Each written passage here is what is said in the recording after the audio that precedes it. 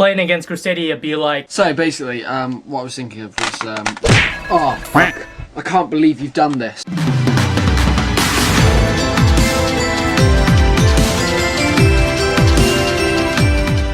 We are back in the den with an updated Crusadia Guardragon deck profile. People have asked me, did I quit Crusadias? No. That is definitely not the case. I've just been working on other builds, just kind of taking a little bit of a break from Crusadia because I was jaded from, entering. I think I entered 3 regionals with this deck and barely made it to top cut. As in, like, the game before I was going to make top cut, like top 48 or top 32. I just got wrecked. So I've just been taking it on a back burner, and I've just been working on other decks on the side just to kind of alleviate myself from the pain. But anyways, let's go right into it. And also, I am going to have these special field centers up soon, customized field centers, double-sided. Let me know down below if you're all interested, but I will launch the site and or the eBay link, wherever I'm gonna use to market this soon.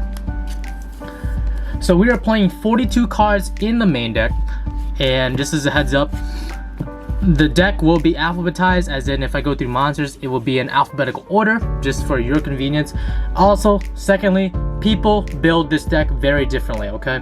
All the decks I've seen, or all the profiles I've seen for Crusadia Guardragon have all been anecdotal.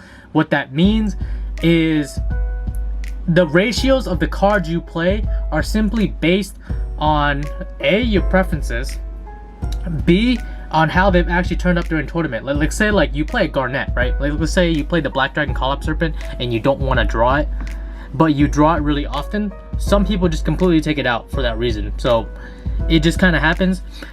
And thirdly, this deck, when you play it at an extreme level, like you put in the rockets, you put in the whole needle fiber engine, that gets tricky to play. I don't have the big brain capacity for that, so I'm playing a more simplified version, if that makes sense. Let's go right into it. 1 Black Dragon Call-Up Serpent. You play the Black Dragon package, but I'll explain in a second why I do not play the White Dragon.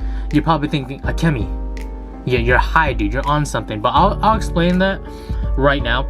So with this deck, you're playing Magius, you're playing Spada, Equimax. Those are a couple of the lights that you play. However, I am not playing the rocket engine anymore. Oh, spoiler, okay? Not playing the rocket engine anymore. So therefore, there are a lot less darks in this deck. So when you draw into White Dragon Call-Up Serpent, it's going to be a major break. And actually, one time at the regional, I think it was round 8, I drew into White Dragon and Black Dragon in my opening hand, and I didn't draw into any Crusadias, so it just really sucked. And that happens, unfortunately. 3 Crusadia Arborea. This is the main Crusadia package. You play 3 Arborea. She's the protection. 3 Crusadia Draco, because he is the man that's gonna grab you literally any Crusadia card from the graveyard. So even if you have Revival or Power or even the trap card in your graveyard, you can grab that back into your hand. So it's really nifty. 3 Crusadia Leonis. Again, you have to play, in my opinion, if you play a simplified version, you have to play 3 of each Crusadia. It just makes the most sense to me. I don't see why you would not play 3 of each. 3 of Maximus. Unless you're playing like a Danger Crusadia engine, or you're playing Rocket Crusadia, where you don't have to commit so hard to the normal summon as you do in this deck. Maximus is the attack doubler for monsters, and then Crusadia Reclusia is going to let you pop problematic cards such as Mystic Mine if it somehow shows up, or if somebody has a prohibition on the field, then you can kind of play around that as well with Reclusia. It's also a spellcaster, so you can go off into your slight spellcaster extenders, and I'll get into that. 2 Format Skippers. So I see a lot of people playing this at 3. I thought about this for a while, okay? So Format Skipper, you don't know. Basically, during the main phase, you reveal a link monster in an extra deck. Its name becomes that name if you link summon this turn. So basically, the idea is you call into a Crusadia Equimax or Regulus. Just don't call Magius because you can't go into Magius. So basically, you call into Crusadia Equimax, or just really depends on what you want. Even if you play Mekk-Knight Crusadia Avermax, you can call into that as well. But the idea is, this is just another Crusadia name. But also when it gets sent to the graveyard, okay, for a link summon, then or as link material, then you get to add a level 5 or higher Cyberse monster from your deck to your hand. That means I'm playing Parallel Exceed, and I'll also get into that as well. And the reason why I only play 2 is because, in my opinion, it's not as essential. This can get impermed, and you're stuck with like a Link Rebo, but your other monsters can't really get impermed.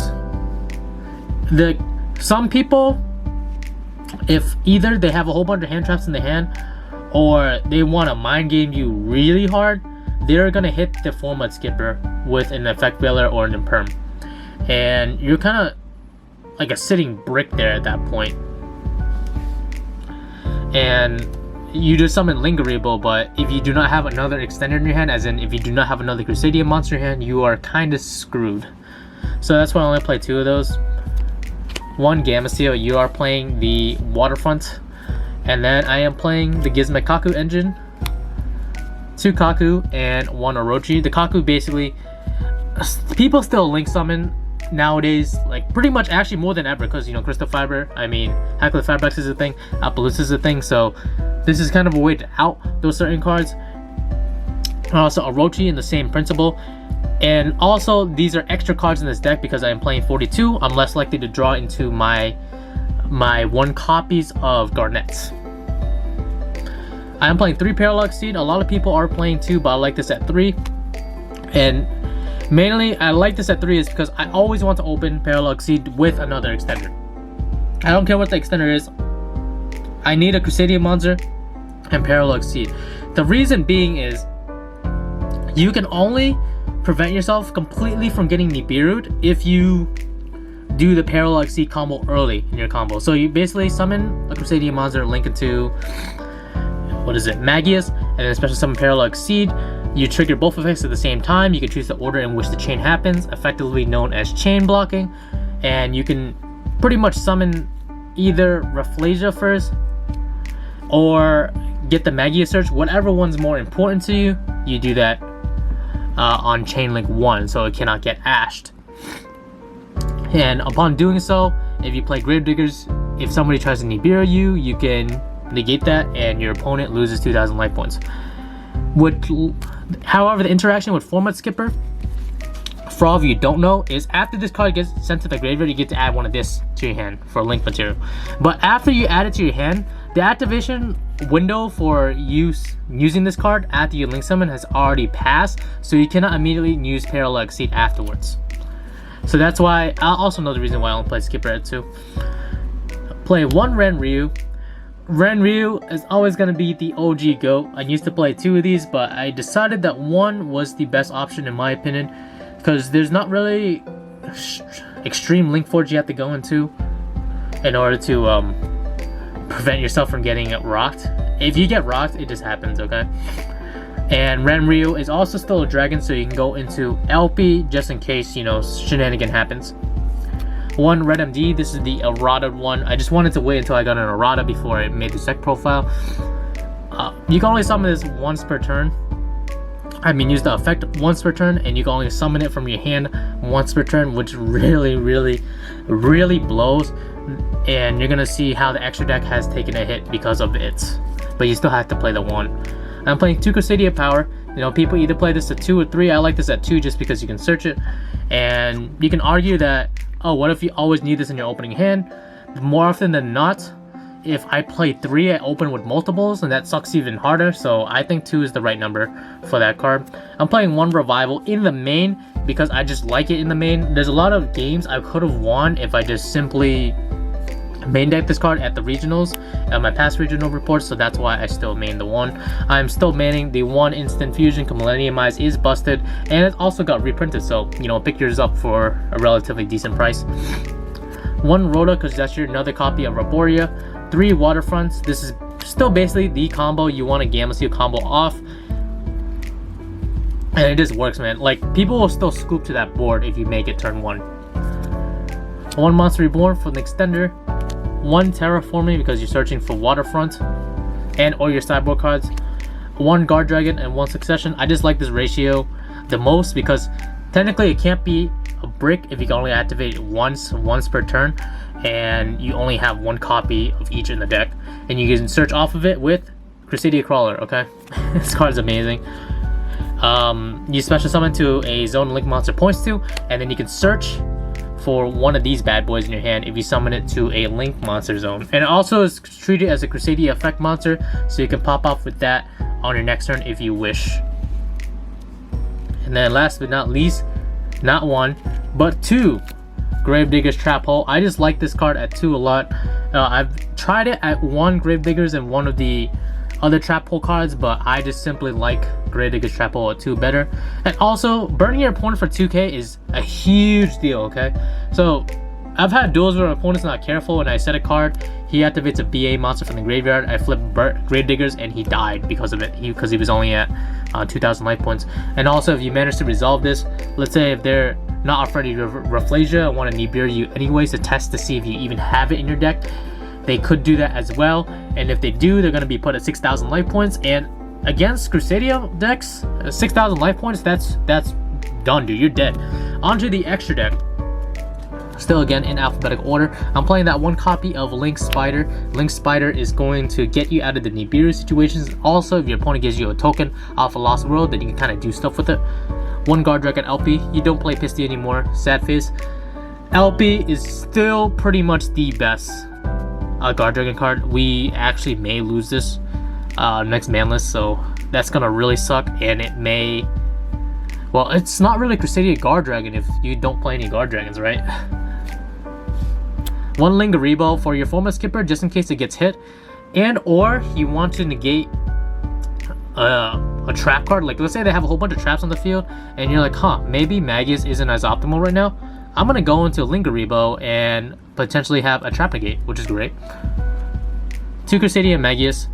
You're gonna use up both of them relatively often, and pretty much the first one is used to make your Guardragon plays, and the second one is used to pop off to go into Equimax if you need to. 1 Regulex to search for either the field spell, the power, or your trap card. So you have a lot of options with Regulex, but I only play 1 because you only need it. 1 Spada because you want to still play into your standard Guardragon plays. 1 Equimax, this card is good. Alright, 1 punch, that's good. 1 Triple Burst, and the reason why I play Triple Burst is just in case they hit your Spada and you have a monster. Let's say like you summon LP and they're smart and they wait to imperm the LP or the Spada on summon, you can still go into Triple Burst, and this also gives you piercing. And also, during the damage step, okay, if a spell, trap card, or monster effect is activated, you negate the activation. So this card can come in clutch, and it does piercing. Great. But it'll also let you to climb into the rank 4, and the rank 4 I am playing is Access Code Talker. Whoops, I should have put this in the front. I am not playing Crusadia Avermax, and the reason why I'm not playing Avermax is it becomes a little bit too hard to summon, like in terms of the later game, and I felt like Access Code Talker, just popping your opponent's monsters, especially if you can use Equimax to summon this, with a 5300 beater on the field, and your opponent can't respond to the popping, it's just fantastic. So I'm playing Access Code for now. I may or may not incorporate Avermax. If I go into a lot of situations where I'm like, oh, if I had Avermax here, I would have won, then I'll put it back in, but as of right now, I like Access Code Talker a little bit better. 1-star Yugioh Crusadia to fish for your 4 cards. Unfortunately, we can't play multiples because we don't have Pisty. Excuse me. We do not have Pisty. So you play that 1 of to get that draw 4, to get that extreme hand fix, and it's great. 1 Millenniumize for your instant fusion target. 1 Dawn Dragster. I'm not playing Quantum Dragon anymore because since we do not have Pisty and we have a Red MD Errata, I can't play aggro anymore. I have to play extremely defensive with this deck, and also with the format that we're in, a lot of spells and traps are blowouts, and I just want to play as defensive as possible.